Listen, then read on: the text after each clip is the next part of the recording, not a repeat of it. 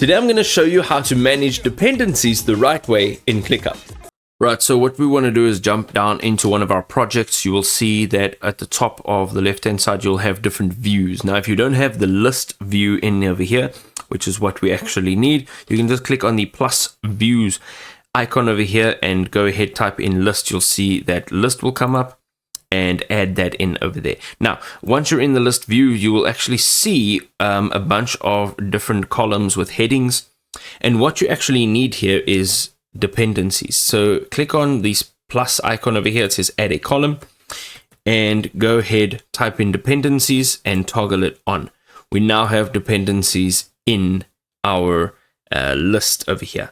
Now, if you click on that block, you can add a task, which is an existing task, or you can go ahead and create a new task. So let's, for example, click on add task, and we can add a link. So if you're clicking on the waiting on, this is tasks that must be completed before this task. If you're clicking on blocking, these are tasks that can't start until this task is complete.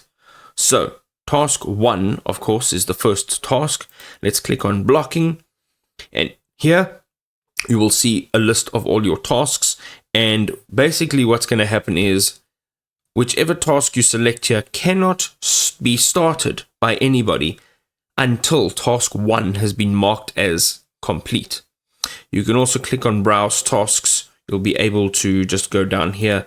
Let's open this up and we'll now see a list of our tasks. Go ahead, select the task that you need to create after this task has been created, and it is now in there. Now, you can see if you click on this, it'll say blocking, which means task 2 cannot be started on unless task 1 has been marked as complete.